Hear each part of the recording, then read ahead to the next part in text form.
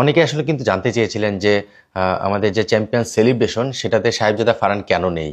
আহ, সাহেবজাদা ফারহানকে স্বাভাবিকভাবেই আপনারা ম্যাচের সময় দেখেছেন, ফিল্ডিং এর সময় দেখেছেন, পুরো ম্যাচ জুড়ে দেখেছেন। বাট ম্যাচের পরে সেলিব্রেশনে ছিল না। আসলে তার রাতে ফ্লাইট ছিল, রাত একটায় ফ্লাইট ছিল। ম্যাচ শেষ করেই কিন্তু ডিরেক্ট এয়ারপোর্টে তারপরে সে পাকিস্তানে ব্যাক করে। আহ, জানেন অলরেডি সে পাকিস্তান ওয়ার্ল্ড কাপ স্কোয়াডে আছে। তার এনওসি দেওয়া ছিল 23 তারিখ পর্যন্ত। সো ম্যাচ শেষ করেই তাকে আবার টিমের সঙ্গে জয়েন করতে হবে। স্বাভাবিকভাবেই সেলিব্রেশনে থাকলে হয়তো একদিন স্টে করতে হতো, বিকজ রাতের যে ফ্লাইটটা সেটা মিস করলে আলটিমেটলি পরের দিন সকালে চলে যেত। সো ফারহান স্বাভাবিকভাবেই আমাদের সেলিব্রেশনের অংশ হিসেবে থাকতে পারেনি। বাট আমাদের সঙ্গে সাহেবজাদার যে স্মৃতি বা সময় কাটানো, সেটা নিশ্চিতভাবেই সেলিব্রেশনের যে কোনো অংশে কম না। কারণ ছোট ছোট কন্ট্রিবিউশনও কিন্তু একটা টিমকে কোন জায়গায় নিয়ে যেতে পারে সেটা আপনারা দেখেছেন। সো তামিম এবং ফারহানের যে কন্ট্রিবিউশন লাস্ট দুটো ম্যাচে পার্টনারশিপ, সেটা নিশ্চিতভাবেই আমরা খুব উপভোগ করেছি এবং আমাদের এই টিমের চ্যাম্পিয়নশিপে বড় ভূমিকা রেখেছিল। ফারহানের সঙ্গে মিলিয়ে যদি আমি নওয়াজের কথা বলি, নওয়াজের ব্যাপারে অনেকেই জানতে চেয়েছেন মোহাম্মদ নওয়াজ কেন আর আসেনি। জানেন যে দুজনেই কিন্তু শ্রীলঙ্কা সিরিজ খেলতে গিয়েছিল। সেই সিরিজের পরে ফারহান ফিরে এসেছে, নওয়াজ কিন্তু আবার টিমের সঙ্গে জয়েন করতে পারেনি।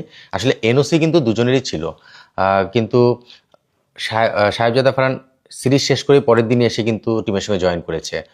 নওয়াজ আসেনি বিকজ লাস্ট ম্যাচে শ্রীলঙ্কায় যে খেলাটা ছিল, সেই ম্যাচে আপনারা হয়তো নোটিস করেছেন শ্রীলঙ্কার সঙ্গে ওই ম্যাচে কিন্তু বৃষ্টির কারণে খেলাটা কাটেল ওভার হয়েছিল, মাঠ ভারী ছিল।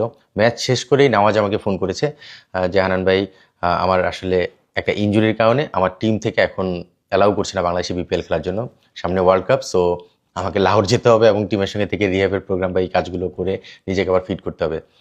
সো আমাদের টিম কম্বিনেশনে আমরা কিন্তু নওয়াজকে ওই 4 ম্যাচের জন্য মিস করবো সেটা জানতাম।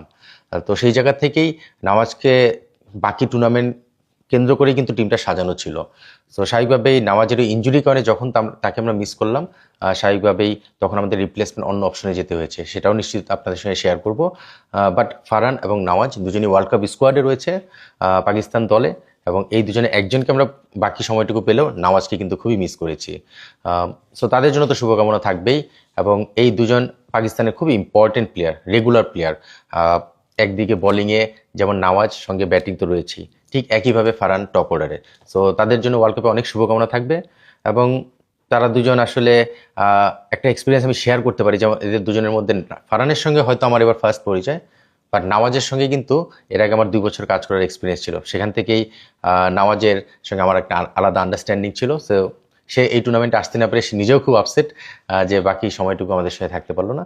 বাট তাদের জন্য শুভকামনা তো অবশ্যই থাকবে।